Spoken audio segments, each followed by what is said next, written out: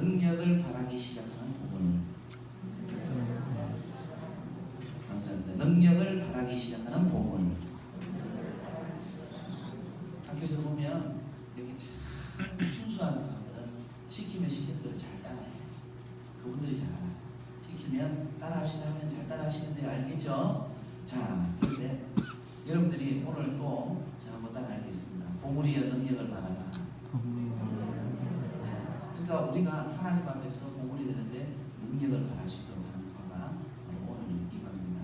우리 요엘서 2장 28절인데 제가 읽어드리겠습니다. 그 후에 내가 내 영을 만민에게 부어주리니 너희 자녀들이 장래일을 말할 것이며 너희 늙은이는 꿈을 꾸며 너희 젊은이는 이상을 볼 것이다. 이렇게 했습니다. 자, 우리 성경을 한 군데 더 찾아야 될 때가 있습니다. 고린도전서 바로 뒤에 보면 고린도후서가 나오죠. 고린도후서 4장 7절입니다. 요엘서에서는 하나님께서 내 영을 만민에게 부어주신다고 했습니다. 만민에게. 자, 그러면은 만민에게 부어주시는 영을 어떻게 해석할 수 있느냐? 고린도후서 4장 7절입니다. 다 같이 한번 읽어보겠습니다. 우리가 이 보배를 질그릇에 가졌으니 이는 심히 큰 능력은 하나님께 있고 우리에게 있지 아니함을 알게 하려 함이라. 아멘. 이 보배를 어디에 가졌다고요? 질그릇. 자, 그러면 질그릇은 누구를 얘기할까요? 질그릇은 연약한 우리를 이야기하고 있는 것입니다. 그런데 이 질그릇 안에 뭐가 담겨져 있는 거예요? 보배가 담겨져 있습니다. 비록 질그릇이라도 보배를 담으면은 이 질그릇은 같이 귀해지는 거예요? 안 귀해지는 거예요? 같이 귀해지는 것입니다. 자, 그런데 이 보배는 완벽한 보물이라는 거예요. 더 이상 다른 것으로 대체할 필요도 없고 이건 아주 완벽한 보물이라는 것입니다. 그래서 질그릇 안에 부어주신 완벽한 보물은 하나님의 영이신 뭡니까? 성령님이시다. 성령님이시다. 할렐루야. 요엘서 2장 28절이 바로 그런 것을 이야기하는 것입니다. 연약한 질그릇, 요엘 선지자예요. 요엘 선지자도 사람이기 때문에 연약한 질그릇이죠.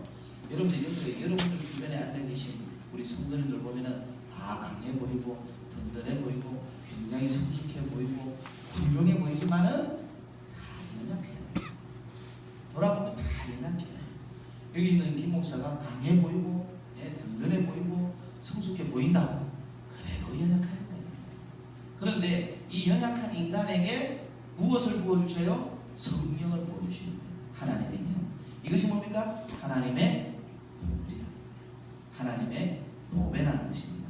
할렐루야. 자, 연약한 질그릇을 삼손에게 하나님께서 여호와의 영으로 부어주십니다. 사사기 14장 6절을 보니까 여호와의 영이 삼손에게 강하게 임하니까 뭡니까? 두 기둥이 확 부러지고, 그죠? 삼손이 이전에 그 블레셋 사람들을 블레셋을 물리쳤던 것보다 더 많은, 그리고 가장 영향력 있는 블레셋 팔레스타인 사람들을 어떻게 합니까? 다 그 자리에서 몰살시키는 그러한 일들을 행하게 되었다는 겁니다. 이 놀라운 일들이라는 거예요. 하나님의 영이 강하게 임하면은요, 내가 평소에 신앙생활하면서 믿음 지켜가느라고 악한 영들과 대적에 싸우고 또 믿음 안에서 불신과 싸우고 이렇게 해서 이겨가는 것도 있었지만은 하나님의 영이 임하면은 그보다 훨씬 더 크게 우리가 주의 일을 감당할 수 있는 거예요. 그래서 하나님의 영이 우리에게 부어지기를 소망해야 됩니다.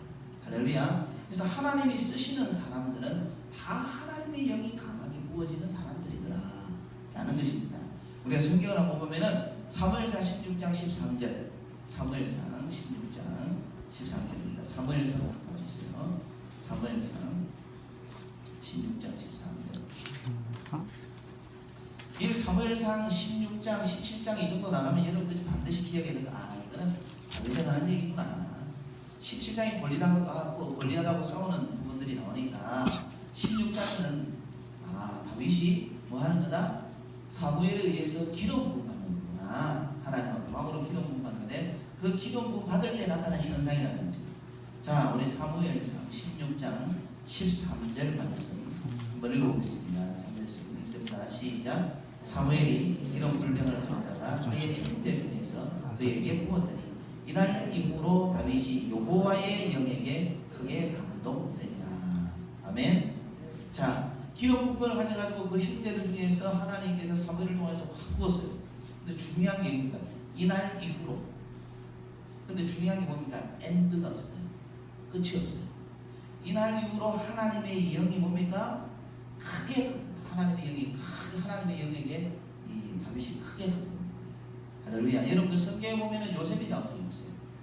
요셉을 볼 때 성경에서 표현하고는 하나님이 함께하는 사람이죠. 그럼 하나님이 함께하는 사람으로 봤을 때 여러분들 보디발도 바로도 느끼게 뭐예요? 하나님이 함께하는 사람이었어요. 함께한다, 동거한다, 동행한다라는 거죠.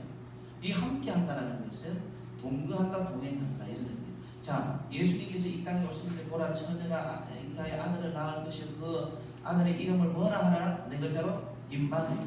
임마누엘이라는 말이 뭐예요? 하나님이 우리와 함께한다는 거예요. 우리와 함께하는 것을 육신적으로 하나님께서 이 땅에 현현하셔서 신앙적인 용어로 현현이라고 해요. 현현하셔서 육신적으로 보이는 거예요. 실제적으로 하나님이 너희와 함께하는 것을 보여주는 거예요. 그러니까 하나님이 함께하는 곳에 이 육신적으로 오신 하나님께서 함께하시는 그 공간 안에 그 시간대에 있을 때 어떤 일들이 일어나는 걸 보셔야 돼요. 그죠? 하나님이 함께하는. 근데 중요한 것은 임마누엘이신 하나님께서 예수님께서 이 땅에서 우리와 함께하신 보라 세상 끝날까지 함께하니라. 그래서 보혜사 성령을 부어주셔서 그리스도의 영이 임하여서 우리 속에 우리의 몸을 뭡니까? 성전 삼고 계신다는 거예요. 이제는 내가 너희를 결국 떠나지 아니하리라 하신다는 거예요. 할렐루야. 하나님의 영으로 함께한 사람. 그럼 어떻게 될까요? 하나님이 함께했다. 그러면 함께하면은 그 안에 하나님의 영이 있는 게 보여야 돼요. 나타나야 되겠죠. 그죠? 그래서 요셉을 볼 때 하나님이 함께하였다, 하나님이 함께했다 했을 때에 보디발도 그렇고 바로도 그렇고 여호와의 신에게 감동된 사람은 우리가 어디서 만난 거였어요? 그러니까 안 믿는 사람도 볼 때, 야, 저 사람은 하나님 자기가 섬기는 신에게 감동되구나, 함께하니까 감동되구나. 이것이 나타납니다. 그래서 우리가 이제는 하나님께서 우리가 일과에서 볼 때 하나님은 우리를 특별한 소유로 삼았다 그랬어요. 하나님의 특별한 소유로 삼았다. 우리를 하나님의 보배로, 하나님의 보물로 삼아준다. 하나님은 우리를 보물같이 생각해요. 그리고 우리를 소중하게 여긴다. 소중하게 여기는 건 여러분들은 아무렇게나 방치하겠어요? 아껴주겠어요? 아니 얘기를 해요. 그죠? 여러분들 오늘 새 가족이야. 알겠죠? 네, 새 가족이에요. 새 가족은 눈이 초롱초롱해야 돼. 이 초롱이가 말씀을 잘 좋아하셔야 된다. 눈이 초롱초롱하게 해가지고 얘기를 해주셔야 돼. 자, 여러분들 보배인데 보물인데 소중하게 이것을 방치할까요? 아니면 아낄까요? 아끼죠. 아끼죠. 소중한 것은 한 번에 자기가 또 꺼내볼까요? 안 꺼내볼까요? 꺼내보죠. 그죠? 다를 것들과 막 정말로 아낀단 말이에요. 예. 그리고 그 소중한 것을 보호해요, 보호 안 해요? 당연히 보호하고 지켜주는 거죠. 그러니까 하나님이 여러분들을 보물로 삼는다는 것은 여러분들을 그렇게 뭡니까? 소중하게 여긴다는 거예요. 할렐루야. 그런데 성경에서는요, 우리가 어저께 배운 부분으로서는 하나님께서 우리에게 뭡니까? 기업의 복을 주시고 우리와 결혼하셨다. 연합해서 heb시가 풀라라. 이렇게 연합하셔서 우리를 떠나지 아니한다. 이렇게까지 얘기하고 우리에게 하나님께서 복을 주시고 우리를 보물로 여기신다. 우리를 택했다라는 거예요. 그런데 이런 관계를 뭡니까? 이런 부분들을 하나님께서 우리와 뭡니까? 영적인 관계를 맺었다는 거예요. 관계. 이 관계를 뗄래야 뗄 수 없는 관계가 된다. 그런데 돌아보니까 우리는 여전히 연약한 그릇이라는 거예요. 그죠? 우리는 여전히 연약한 그릇이. 그런데 이 연약한 그릇에 보물을 넣어주신다. 보배되었지만 여전히 연약한 그릇인데 보물을 넣어주시는데 이 보물이 구약에서는 요엘서 2장 28절에 하나님의 영이라는 거예요. 할렐루야. 하나님의 영이 우리에게 임하는 거예요. 자, 그런데 그러면은 이 질그릇 안에 부어주신 성령님은 다른 말로 뭐냐? 다른 말로 따라서 능력. 크게 따라서요. 능력. 누구의 능력일까요? 내 능력일까요? 아니죠. 하나님의 능력인 줄 믿습니다. 그러므로 하나님께서는 비록 내가 연약한 질그릇이지만은 이 질그릇 안에 하나님의 무엇을 부어주신 거예요? 능력. 자, 오늘 여러분들 여기에서 새가족 학교를 하면서 여러분들이 잊지 말아야 될 이 말씀에 대한 여러분들이 포인트를 뭐를 잡아야 되는가 하면은, 하나님께서 나를 보배로 삼아주셨는데 보배지만은 나는 여전히 연약하더라.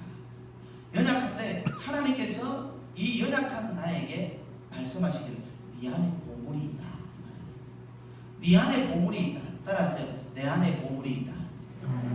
옆에 있는 분들에게 얘기해서 앞뒤에 당신 안에 보물이 있습니다. 당신 안에 보물이 있습니다. 내 안에 보물이 뭐냐라는 거예요. 두 가지예요. 지금 얘기하는 건 두 가지. 하나는 하나님의 영, 성령님. 그죠? 그런데 이 성령님은 뭐라는 거예요? 하나님의 두 번째 능력이라는 거예요. 할렐루야. 할렐루야. 그 능력이 어떻게 나는가 하면은 권능을 부어주시는 거예요. 하나님의 이 영이 역사하면은 우리에게 권능을 부어줍니다. 그래서 연약한 질그릇 안에 권능을 부어주는데, 여러분들이 잘 아는 사도행전 1장 8절에 보면 오직 성령이 너에게 마시면 너희가 무엇을 받고? 권능을 받는다는 거예요. 근데 아무것도, 성령이 많은데 아무것도 없는데 여러분들 유대와 예루살렘과 온 유대와 사마리아와 땅끝까지 이르는 내 정인이 되는 게 아니라는 거예요.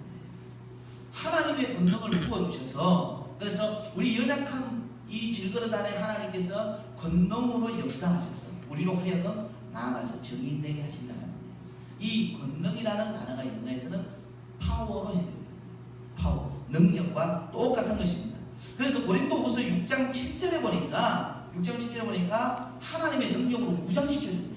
하나님의 능력으로 뭐 한다고요? 무장시켜준대요. 여러분들 에베소서 6장에 보면은 마귀의 계계를 능히 대적하게 하기 위해서 뭐예요? 하나님의 뭐를?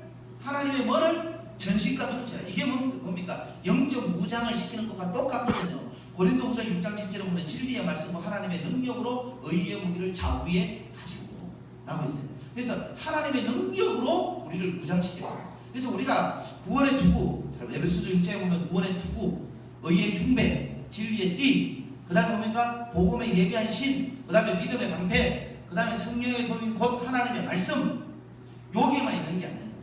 그 다음에 나오는 게 뭔가 하면은 무시로 과거에 개혁한 것에 대해서 무시로 성령 안에서 뭐하고? 기도하고. 성령 안에서 기도하고. 항상 성령 안에서 기도할 때 뭡니까? 이것을 제대로 사용할 수 있는 하나님의 사람입니다. 무장시켜주는 거예요. 이게 성령이 역사하신다는 거예요. 자, 그래서 우리가 연약한 질그릇 안에 권능을 부어주시는데, 그 권능은 바로 하나님의 능력이다. 하나님의 능력으로 무장시키고, 연약한 질그릇을 따라서요, 능력의 통로로 사용하신다. 능력의 통로로 사용하신다. 여러분들 이걸 아셔야 돼요. 영적으로 힘이 있으면은 영적인 목소리도 힘이 있어요. 육신으로 질병이 들면 목소리 힘이 빠져요, 안 빠져요?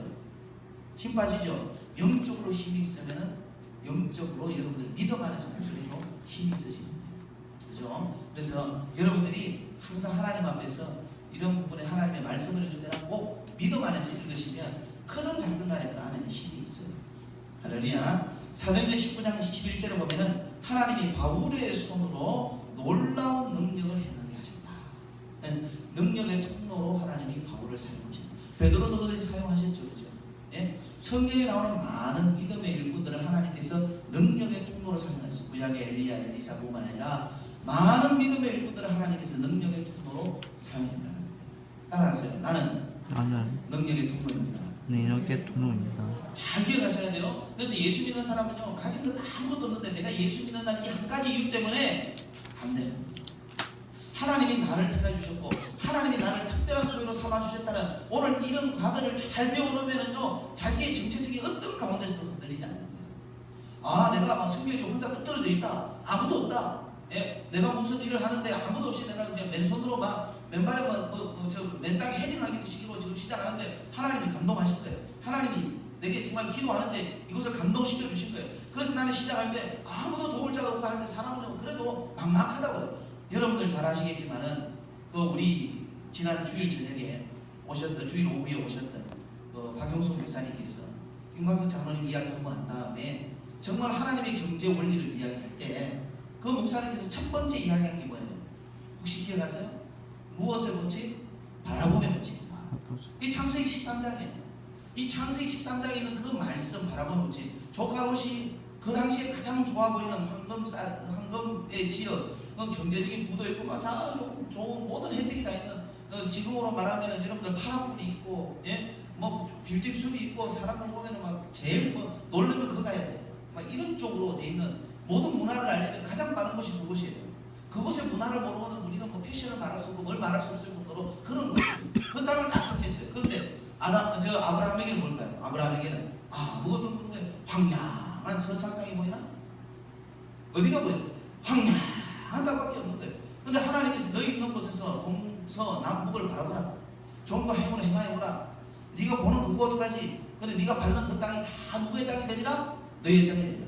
잘 보세요. 이게 굉장히 재밌어요. 하나님께서 밟는 땅을 여기에서 몇 에이크라고 정하지 않았어요. 몇 에이크라고 정하지 않았어요.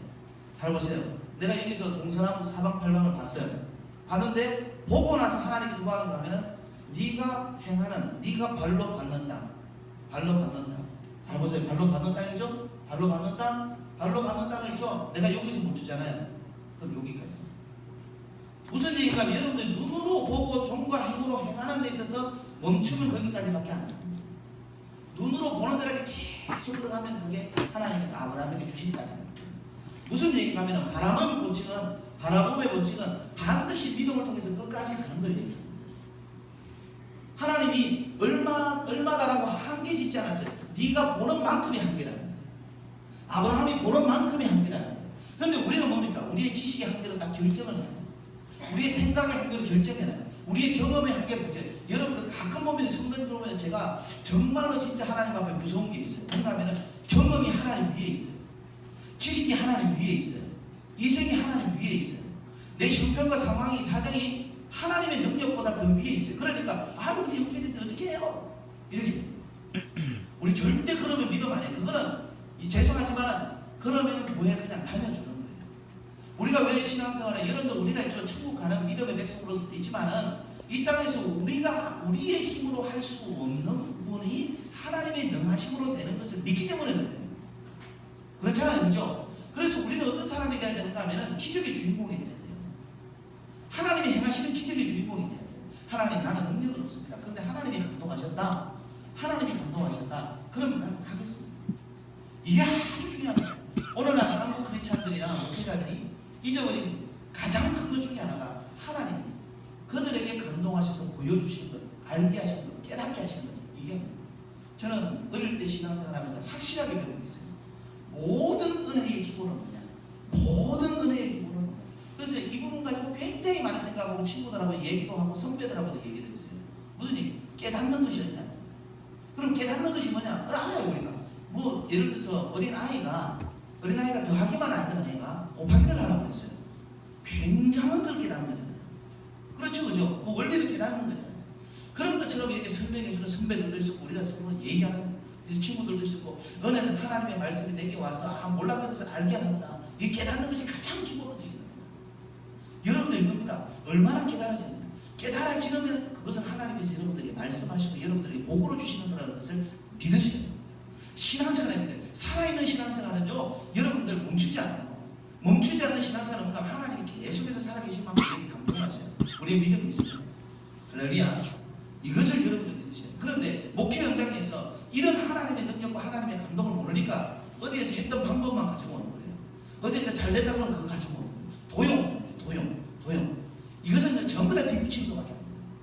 여러분들 사업을 해도요, 도용하는 사람은요, 따라서 카피는 될지 모르지만 창조는 안 됩니다. 카피하고 창조는 수준이 달라요. 네, 물론요, 이미테이션이 있어야지 크리에이션이 있는 건 사실이에요. 그거는 일시적인 모방이고 배움을 위해서는 필요한 거죠.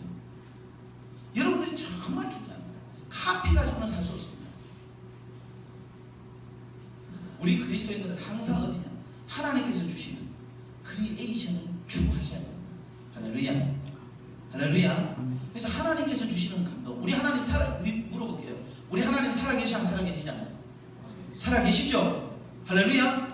여러분들 박영수 목사님이 다녀가시면서 했던 김광석 장로의 참전하자고 그 이야기하면서 뭐라 그랬어요? 이 장로님께서 사업을 해서 바쁘면 바쁠수록 뭐 더 한다 그랬어요? 어떤 기도를 더 한다 그랬어요? 왜 얘기를 안 해요? 대부분이 못 나오셔서 그런가요? 예? 못 나올 수 있어요. 그런데 있죠, 분명히 말씀드리지만 하루 아침을 반드시 기도로 시작하셔야 돼요. 웬만하면 아무리 교회가 공사를 하더라도 집에보다는 교회가 기도가 훨씬 됩니다. 교회 와서 기도하셔야 돼요. 이게 중요한 게 뭐냐? 하루를 하나님과 열어가셔야 돼요. 그 열어갈 때 중요한 건 하나님, 하나님 이렇게 살아, 난 부족했어요, 나는 잘못했어요, 맨날 징징 짜고만 가지 말라는 거예요. 우리 하나님 앞에 우리 부족한 거 하나님이 다 알아요, 모를까요? 알죠? 하나님 저 아시죠? 제가 부족한 거 아시죠? 제가 연약한 거 아시죠? 근데 좋은 시간에 하나님 앞에 오늘 하루의 일과를 지켜봐야 돼요.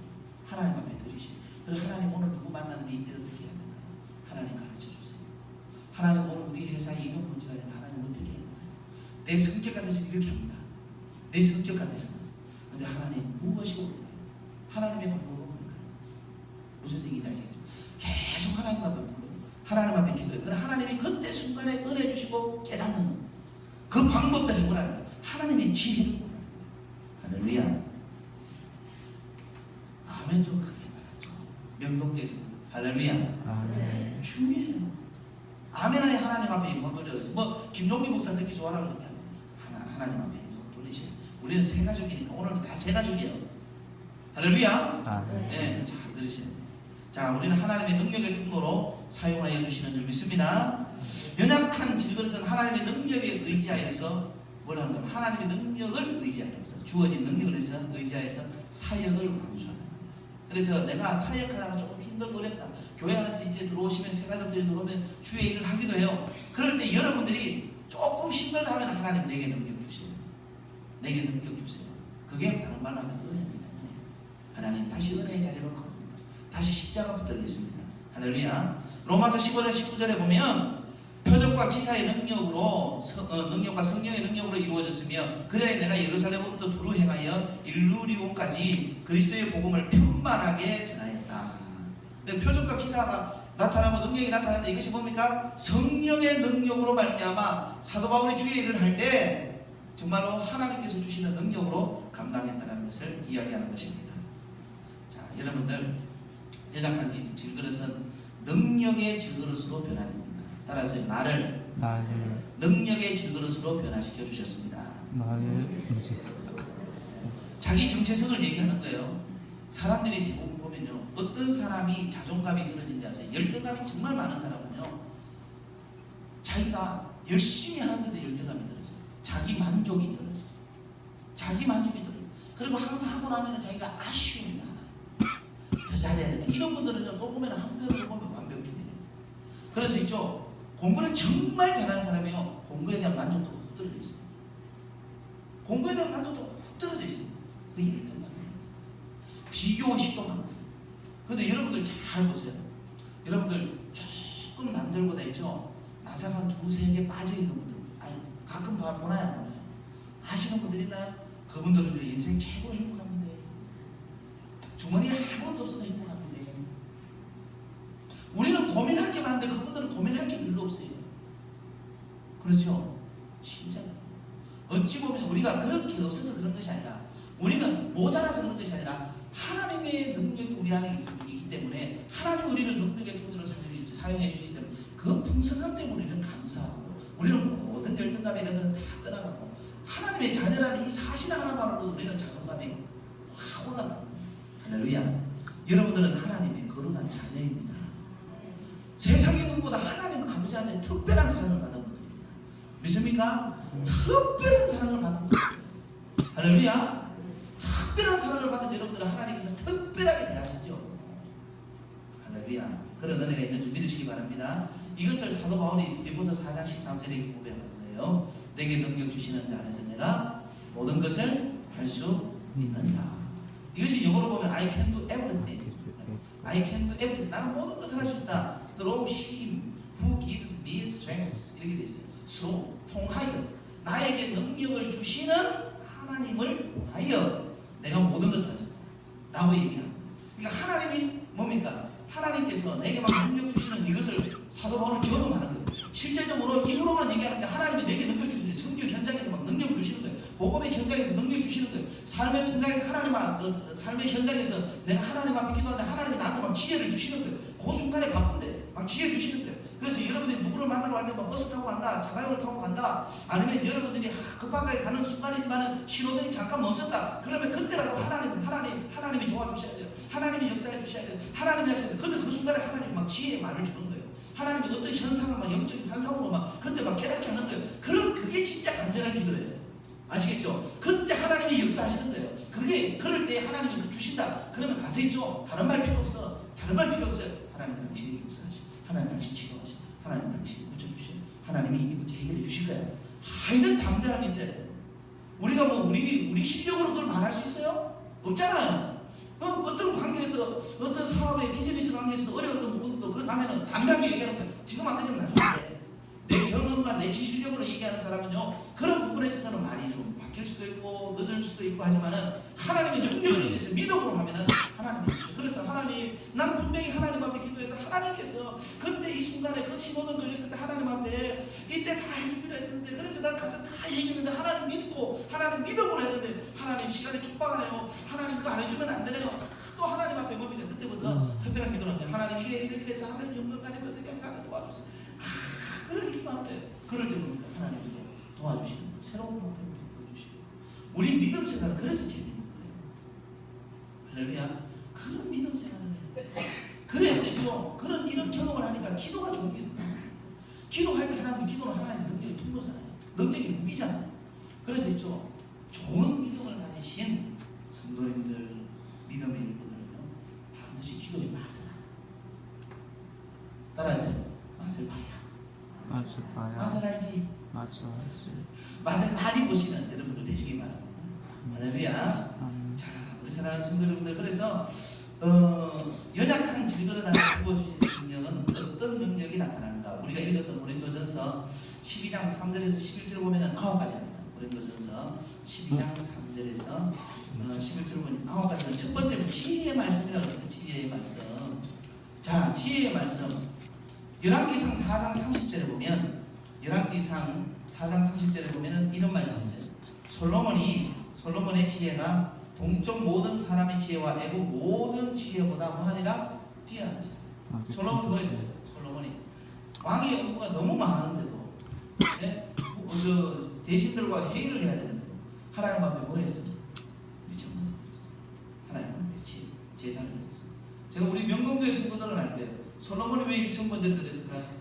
그 아버지가 하나님 앞에 드리면 소 1,000마리, 양 1,000마리 이렇게 하나님 앞에 드렸어요. 그러니까 아버지가 부모님이 어떻게 하는가는요, 자식들이 그대로 봐요. 자, 보세요. 부모님이 1,000마리 드리니까 자식도 1,000마리 드릴 수 있는 능력을 주시는 거예요. 다른 말 하면 1,000마리 드릴 수 있는 경제적 부를 주시면 하나님께서 자식들도 그렇게 주더라는 거예요. 굉장히 중요해요. 그래서 하나님 앞에 우리 명동교회 성도들, 제가 지금 우리 명동교회는요, 정축하고 시축하고 전체적으로 다 바뀝니다. 교회가 왼쪽으로도 바뀌지만은 예배 포맷이 확 바뀌어요. 제가 내년부터 당장 시행할까? 아니면은 분기별로 한 번씩 먼저 해보고 후년부터 할까 하는 것이 우리 명동교회 전 세대가 함께 얘기하는 거예요. 저는 이걸 꿈꾸고 있어요. 진짜 개혁주의는 부모와 자녀가 손잡고 함께 얘기합니다. 제가 제일 안타까운 게 이제 그래도 특별한 경우는 있어요. 유치부 교사 선생님들이라든지 유년부 교사 선생님들은 아무래도 애들을 좀 돌봐야 되는 상황이 생겨요. 유년부 1학년 이런 아이들은 조금 그러니까 놀이고 하더라도 좀 돌봐주시는 분들이 좀 필요해요. 이런 분들은 좀 어렵겠지만은 교회에서 봉사하다 보면 내 가족하고 내가 예배 드려본 적이 언제지? 내 사랑하는 아들, 딸하고 예배 드려본 적이 언제지? 언제입니까? 온 가족이 다 같이 한 줄에 쪼리 앉아서 김양희 전에 예배 드리는 적이 까마득하지 않습니까? 혹시? 까마득하지는 않지만 좀, 목사님 까마득한 정도가 아니라 언제인지 모릅니다. 저는 항상 얘기하고 있고, 저분은 저 뒤에 앉아있고, 애들은 이게 따로 앉아있고, 진짜 그렇습니다. 저는 온 가족이 온 세대가 함께 앉아요. 아버지, 엄마를 통해서 주일날 예배드리고 하나님 앞에 어떻게 헌금하고 이것은 우리가 어떻게 해서 어떤 믿음으로 하나님 앞에 드리는 거야 다 준비하고 찬송하지 이렇게 뭐라 그러지 말고, 네? 모르면 찾아주고, 야, 예배 시간에 자녀들이, 어린 자녀들, 청소년 자녀들은 절대로 새벽에 안 자거든요. 밤 12시 돼서 안 자요. 부모가 못 자는 걸 시끄럽게 다니지. 그러니까 막 예배 시간은 좋을 수도 있어요. 야, 네가 피곤했구나. 저라도 네가 함께 엄마 아빠가 예배 드리면서 이게 좋으니까 그래도 다행이다 하면서 격려하다 보면 얘들이 부모님은 그래도 예배 잘 드리면 지들도 깜짝 놀라서 한 번씩 못하고 그러면서 예배를 배워요. 신앙을 이렇게 배워요. 우리는 니는 주일학교 안 가냐? 니는 어디 안 가냐? 너는 몇 살인데 다시 또 시도를 일어나지도 못하냐? 맨날 그렇게 싸우면 안 돼. 그러면 애들은 교회 가는 게 지겨운 거예요.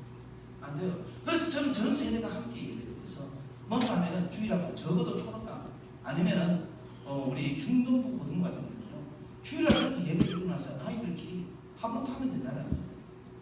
지금 하부터 교재 잘못 들어갔어요. 제가 우리 이목사한테 시켜놨어요. 네. 그럼 뭡니까?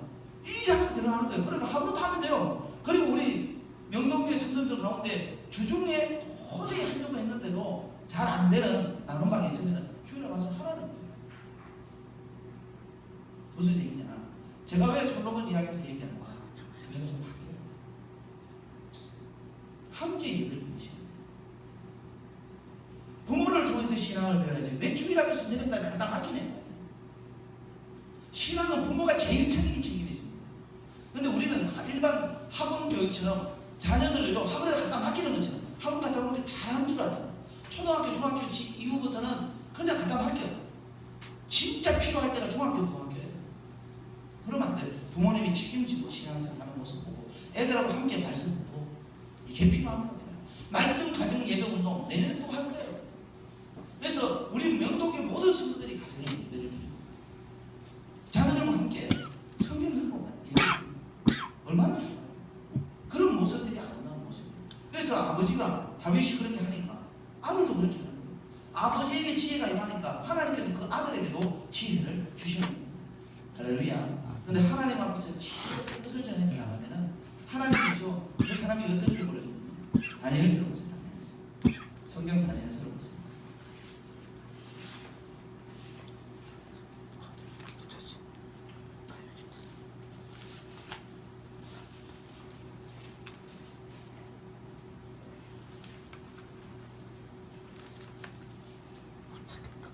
성경 다니엘서 1장 17절에서 20절까지 나오겠습니다. 21절까지 나오죠. 우리 다 같이 읽습니다. 1장 17절에서 21절. 자, 다 같이 하나님을 배우도록 하겠습니다. 시작. 하나님이 내 손인에게 흥분을 주시고 모든 소절을 깨닫게 하고 지혜를 주시고 다니엘은 모든 환상과 본문을 깨달아 알더라. 왕이 말한 대로 그들을 불러들일 기한이 찼으므로 판관장이 그들을 느부갓네살 앞으로 데려가니 왕이 그들과 말하여 보매 우리 중에 다니엘과 하나네와 미사엘과 아사랴와 같은 자가 없으므로 그들을 왕 앞에 서게 하고 왕이 그들에게 모든 일을 묻는 중에 그 치료와 총명이 온 나라 박수술보다 10배나 나오는 줄 아느냐. 다니엘은 고레스와 원년까지 있습니다. 아멘. 그 치료와 총명이 몇 배나 돼 있다고요? 10배나 돼 있죠. 10배나. 하나님께서 그 당시의 박사들, 그 당시에 그 나라의 지혜자들보다 훨씬 더 있다. 어떻게 했어요? 다니엘은 어떤 사람이었어요? 어릴 때 하나님 앞에서 뜻을 전한 사람.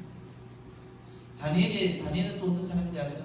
여러분들 90세가 넘도록 예루살렘을 난 장문을 하면서 하루에 3번 꼬박 기도. 따라하세요. 자, 저를 따라하세요.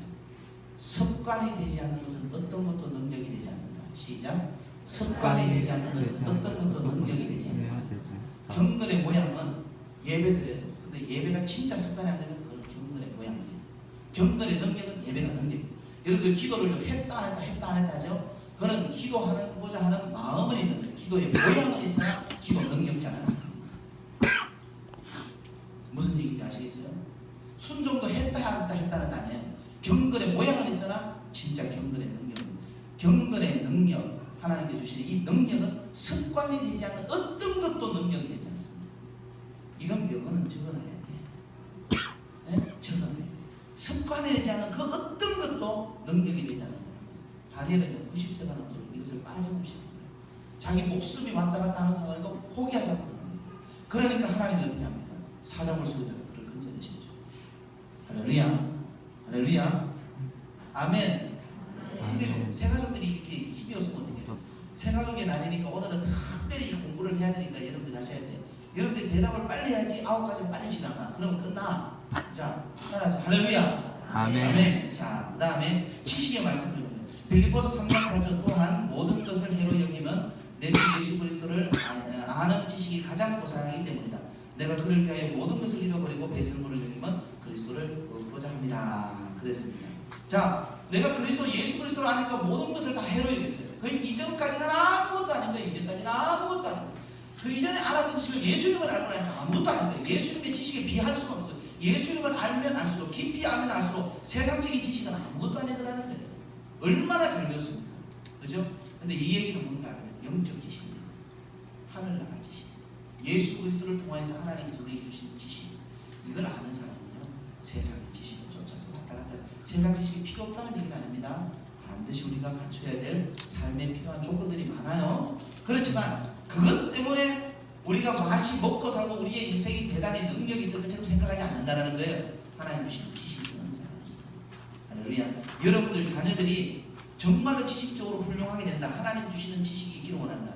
그러면 이 지식의 은사를 위해서 기도하시고 하나님 주신 지식이 능력이 있기를 원합니다. 그러면 지식의 원천은 누구예요? 예수 그리스도를 아는 거예요. 그래서 여러분들의 자녀들에게 예수 그리스도를 알게 해야 돼요. 주일학교 교사 선생님들이 해야 될 가장 중요한 것은 예수 그리스도를 알게 하는 거예요. 할렐루야. 자, 그 다음 믿음입니다. 사도행전 3장 16절에 보면 그 이름을 믿음으로 그 이름이 너희가 보고 아는 이 사람을 승하게 하리라. 예수로 말미암아 난 믿음이 너희 모든 사람 앞에서 이같이 완전히 낫게 하리라. 누구를 낫게 했다라는 거예요? 이것은 누굴까요? 사도행전 3장 하면 누가 떠올라요? 40년 남에서부터 40년 동안 뭐한 사람? 세가족이니까 잘 모르는구나. 교회 나온 지 얼마 안 됐으니까. 남에서부터 40년 동안 안전뱅이 된 사람을 베드로와 요한이 성전에 올라가다 제부시 기도 시간에 올라가다가 어떻게 했어요? 내게 은과 금은 없으나 내게 있는 것 나사렛 예수 이름으로 명하노니 뭐하라? 일어나 걸어가라. 할렐루야. 일어나 그러는데 발에 막 힘이 생기고 막 뛰면서 막 했죠. 그죠? 이것은 이 병자의 믿음이 전혀 없지는 않았죠. 그 말씀을 받고 믿고 일어났죠. 일어나는 행위도 본인의 믿음이에요. 이게 굉장히 중요한 겁니다. 그런데 더 중요한 것은 예수님이 했으면 우리는 당연하지 이렇게 생각을 해요. 예수님이 했으면 당연한 거예요. 연약한 질그릇 안에 하나님께서 우리를 특별한 소유로 삼아서 우리를 하나님의 봉헌이라 했는데 하나님의 봉헌이지만 우리는 여전히 연약한 질그릇이에요. 이 연약한 질그릇에 요엘서 2장 28절에는 하나님의 성령을 우리에게 능력으로 주신다 그랬어요. 이 연약한 질그릇 안에 하나님께서 우리에게 권능을 주신다 그랬어요. 능력. 그죠? 이 성령이 역사하니까 이 하나님께서 내게 주시는 능력을 통하여서 내가 모든 것을 할 수 있는 사람이 있다는 것을 확실하게 믿으니까 그 믿음을 가지고 뭡니까? 베드로와 요한이 어떻게 됐습니까? 이 안전뱅이 40년 동안 있을 수 없는 예수님 때도 그 안전뱅이가 일어나는 일이 거의 없었던데 이 사람을 통해서 일어나는 거예요. 그리스도의 영이 있으니까 그 믿음을 가지고 하니까 돼요 안 돼요? 되는 겁니다. 자, 그러면 왜 이 이야기했을까요? 하나님께서 성령의 능력으로 무장한 하나님의 교회를 통해서 이 세대가 고치지 못하는 것을 고치게 하신다. 이 세대가 고치지 못하는 것을 교회를 통해서 성령의 능력으로 무장한 교회와 성도를 통해서 그런 주의 일꾼을 통해서 하나님이 하신다는 겁니다. 가짜는 못합니다. 가짜는 안 됩니다. 아시겠어요? 그럼 다 병고치는 은사냐 그런 걸 얘기하자는 게 아니에요. 중요한 건 여기서는 믿음이에요. 믿음. 할렐루야. 그런 은혜가 있기를 바랍니다. 그래서 그 다음에 병고침인데 사도행전 14장 9절에 보면 바울이 말하는 것을 듣고는 바울이 주목하여 구원받을 만한 믿음이 그에게 있는 것을 보고 큰 소리로 이르되 내 발로 바로 일어서라 하니 그 사람이 일어나 걷는지라. 할렐루야. 은사가 있는데 이 병고침의 은사도 있다는 것입니다. 그 다음에 네 번째 능력행함. 사도행전 13장 11절에 보라 이제 주의 손이 내 위에 있으니 내가 맹인이 되어 얼마 동안 해를 보지 못하리라 하니 즉시 안개와 어둠이 그를 덮어 인도할 사람을 두루 구하는지라. 이런 일도 있었고 그 다음에 예언이 있습니다. 고린도서 14장 22절을 보니까 그러므로 방언은 믿는 자들을 위하지 아니하고 믿지 아니하는 자들을 위하는 표적이나 예언은 믿지 아니하는 자들을 위하지 않고 믿는 자들을 위함이라. 이 예언을 여러분들이 잘 아셔야 되는 것이 하나님 주시는 인간적 축복, 창조적 선포 이런 부분들은 우리 그리스도인들에게 하나님께서 주시는 겁니다. 근데 제일 중요한 것은 여러분들이 꼭 기억해야 됩니다. 예언의 은사. 그래서 하나님의 말씀을 제대로 알아서 가르쳐 주는 겁니다. 아시겠죠? 이거 아니면 안 돼요. 그러니까 여러분들이 제가 그 모든 것을 다 이단이라 하지 않지만은 이단적 요소가 상당히 노후한 부분들이 뭔가 하면은 신사도운동에서 기도도 24시간 기도하고 열심히 하시다고 하지만 신사도운동이 제일 위험한 게 뭐냐면은 내가 가라사대 여호와께서 내게 말씀하여 내가 가라사대 이렇게 얘기합니다. 안 돼요. 그래서 성경 외에 다른 것은 그렇게 얘기합니다. 그런 것은 예언이 아니에요. 계시의 충족성이 있는데 계시가 그러면 66권의 말씀이 충족되지 않는가? 그럼 그분이 얘기하는 게 또다시 또 나오는 성경인가? 그렇게 하면 안 돼요. 여러분들이 잘 기억해야 하는 것은 성경은 병행되어 있어요. 하나님과 사람을 병행시키는 거예요. 사랑을 한번 볼까요? 사랑을 한번 보면 뭔가 하면 사랑이라는 것을 뭐예요? 하나님도 사랑하고 보이지 않는 하나님을 사랑하는 사람은 보이는 육신의 사람을 사랑하라 그랬어요? 안 하라 그랬어요? 사랑하라 그랬죠. 요게 율법을 요약한 가장 큰 계명이에요. 그죠? 이것을 사도 요한 사랑의 사도는요, 하나님을 보이지 않는 바 하나님을 사랑한다면서 보는 바 형제를 사랑하지 않는 자는 그는 거짓말하는 자라고 그랬어요. 사랑이라는 것도 섬김 잘 보세요. 하나님을 섬겨요. 하나님을 섬기면 반드시 뭡니까? 성전에서 주를 섬긴다라는 사람은 성전에서 일하는 자들을 섬겨야 섬기죠. 맞잖아요, 그죠? 그리고 성도가 성도를 섬기죠.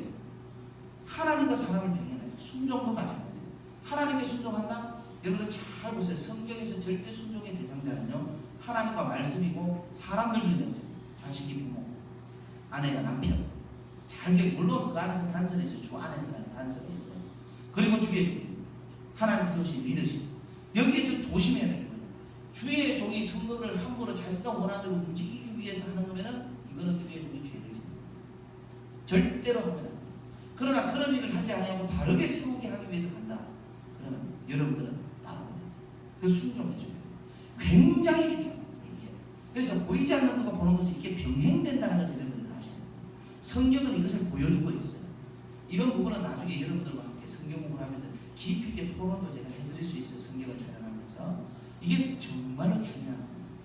하나님께 사랑하시는 성도 여러분들, 그런데 그것이 아니라 예언적으로 내가 예언하니까 당신 내 말에 딱 묶어가지고 내가 나를 떠나면 당신 끝난다, 두려움을 막 주고 조장하고 이런 건 아니에요. 그런 데 따라가면 안 돼요. 무슨 얘기인지 알겠죠? 기억하셔야 돼요. 가통 보면요, 사람을 사로잡을 때 제일 많이 쓰는 수법이 최악의 순간을 얘기해요. 최악의 순간.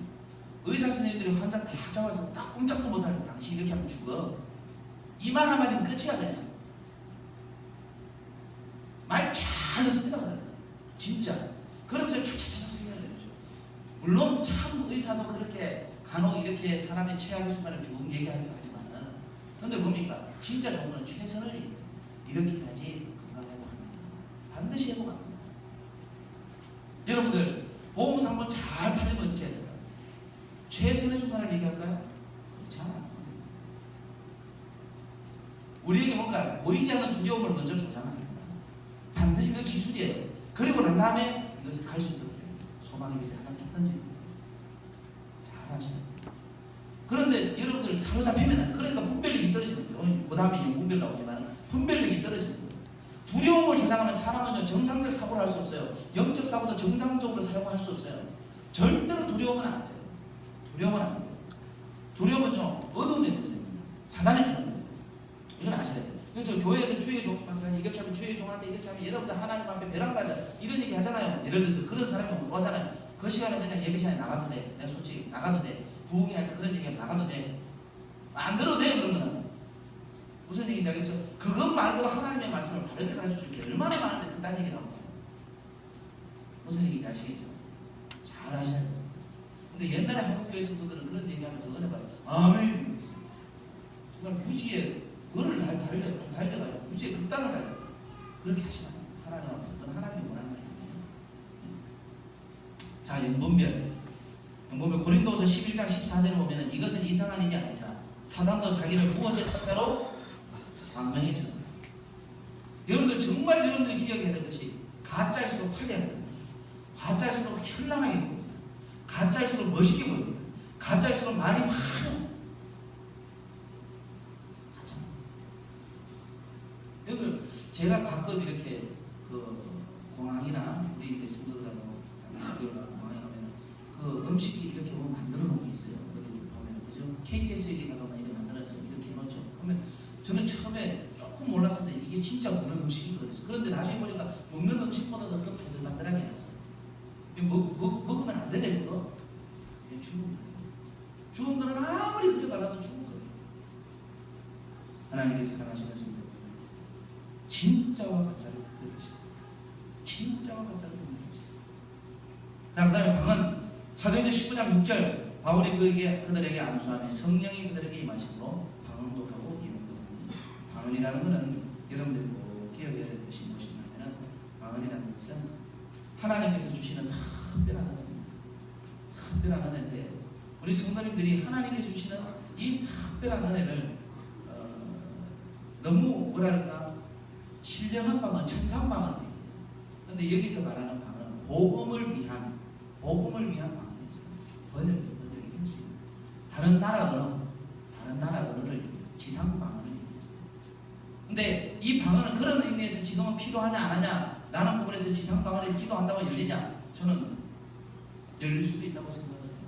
기도해서 믿음 안에서. 그러나 그런 복음을 위해서요. 특별한 경우에 특별한 경우. 근데 보통 요즘은 뭡니까? 우리 스스로도 알아들을 수 없는 이 혀가 막 굴려서 나오는 경우가 있어요. 그럴 때 여러분들한테 얘기할게요. 여러분들이 계속 나는 정상적으로 생각하고 기도해요. 뭐 기도하는데 이번은 그렇게 나와. 그러면요, 내가 그 기도를 하고 있다고 생각하는데 다만 옆에 사람이 들어서 득이 안 될 수도 있고 들어서 듣지 않아도 될 만한 기도가 나오니까 하나님께서 그렇게 쓰시는 거예요. 무슨 얘기인지 아시겠죠? 그리고 기도가 좀 더 편해. 그렇게 기도하면 그렇게 하셔도 돼요. 알겠죠? 그러니까 방언기도한다 이렇게 얘기할 필요가 없어요. 네. 다만 방언기도 하는데 너무 뭔가 주변에 방해가 되지 않도록 되도록이면은 지혜롭게 할 필요가 있어요. 여러 가지가 다 할 수 있겠어요. 그 다음에 방언 통역이 있습니다. 고린도전서 14장 27절에 만일 누가 방언으로 말하거든 두 사람이나 많아야 세 사람이 차례를 따라하고 한 사람이 통역할 것이고, 이것은 당시의 복음을 위해서 방언이 열리는데 각 나라 족속 언어로 하니까 각 나라 족속 언어가 이렇게 미리 아는 사람이 있어요. 그 사람들이 뭡니까? 이 사람은 모르고 하는 말인데 그 나라 언어로 어떻게 번역이 되고 있는 거예요. 사도행전 2장에 바로 이런 역사가 있었잖아요. 그죠? 자, 우리 성도님들, 제가 여러분들에게 이런 부분들을 말씀드리는 것은 뭔가 하면 하나님께서 주시는 은혜가 있는데, 이제는 우리가 단순히 주의 일을 할 때, 내가 그리스도 안에서 새로운 피조물이 돼서 연약한 질그리지만 하나님께서 주시는 은사를 발견하지만은 이 은사를 가지고 살아갈 때 여러분들이 반드시 기억해야 될 게 뭔가 하면 하나님께서 내게 능력을 주시다는 거예요. 그것이 바로 은사예요. 알겠죠? 그래서 여러분들이 신앙생활하면서 하나님 주시는 은사를 사모하셔야 됩니다. 할렐루야. 근데 모든 은사 꼭 기억해야 됩니다. 하나님의 힘과 교회의 덕을 세웁니다. 은사를 가지면서 교만의 영이 오면 안 돼요. 거만이 오면 안 됩니다. 이런 겁니다. 주님 앞에 내가 이렇게 순간 세상 무슨 거야? 이렇게 된 순간 교만한 거예요. 여러분들 하나님 앞에 우리 신앙생활은 하나님과 나와야 해요. 내가 열심히 하나님만 바라보고 순종하면 다른 사람이 어떻게 하든 그건 별로 중요한 게 아니에요. 다만 깨달아질 때 그냥 위에서 기도해요. 성경에서는요, 도무지 누구를 판단하지 말아야 돼요. 나와 하나님만 바라보니까. 나와 주님과의 관계 속에서 신앙생활하는 거예요. 제가 여러분들한테 말씀드리지만 한국교회의 가장 큰 맹점, 꼭 기억해야 될 게 뭔가 하면 신앙생활을 오래 하다 보면은 교회가 있죠. 어저께도 말씀드린 교회는 세상하고 달라요. 확실히 교회는 세상하고 달라요. 어떻게 교회가 세상하고 같겠어요? 왜냐하면 여러분들 교회는요, 사람들은요, 세상 가장 가까운 사람이 있죠. 내가 아주 중요한 프로젝트를 그 사람한테 있는데 그 사람이 그 프로젝트를 자기가 가져가서 자기가 써요. 상사 직원이 그렇게 해요. 그래서 자기의 명예를 자기가 찾아가 버려요. 내 모든 공과를 자기가 다 찾아가 버려요. 이런 데 너무 많아요. 얼마나 야비한지 아세요? 세상은 이런 사람들 많아요. 나를 짓밟고 있죠. 자기가 올라서요. 이런 경우가 있다고. 그런데 교회가 그렇습니까? 교회는 그런 곳은 아니죠. 그런 곳은 아닌데 교회는 세상과 좀 더 다르기를 원하는 부분이 있어요. 근데 왜 다르지 못하느냐? 신앙생활을요 할 때에 여러분들이 생각해. 목사가 있죠. 제일 목회를 못하는 목사는 설교를 못하는 게 아니에요. 교회를 부흥하게 못하는 게 아니에요. 제일 목회를 못하는 목사는요, 목사를 바라보게 하는 사람이 제일 목회를 못해요. 무슨 얘기인지 아시겠어요? 사람 저 바라봐서 여러분들 교회 다닐 게 뭐가 있어요? 누구 봐야 돼요? 하나님 봐야죠. 근데 우리는 가장 편리하게 너무나도 잘하는 얘기는 교회는 사람 보고 가는 게 아니야. 근데 신앙생활 하다 보면은 하나님 바라보는데 어느 순간 사람들 봐. 아이고 저 사람이 아이고 저 사람이 아이고 저 사람. 이런 얘기 하시는 분들은 다 사람 보는 거예요. 솔직히 안 보는 거 아니에요. 다 판단하고 있는 거예요. 그러지 말라는 거예요. 주님 바라보기도 바빠. 우리는 여러분들 보세요. 1분을 미쳐도 내가 주님 안 바라보면 내 마음 지킬 수 있어요? 물을 지킬 만한 것보다 자기 마음을 지키라는데, 생명의 그릇이 이래서 난다는데, 우리가 세상을 살아보세요. 하루라도 살아보세요. 우리가 주님 없이 내가 살 수 있는가? 주님 바라보지 않고 살 수 있는가? 살 수 없어. 근데 교회에 와서도 아이고 이 교회는 어떡하지? 이게 중요한 게 아니에요. 내 신앙생활이 믿음의 주여 또한 먼저 계시하시는 이 예수만 바라봐야 되는데 자꾸 모두 다 사람 바라보고 사람이 이런니 저런니 이렇게 저렇게 이거 여기에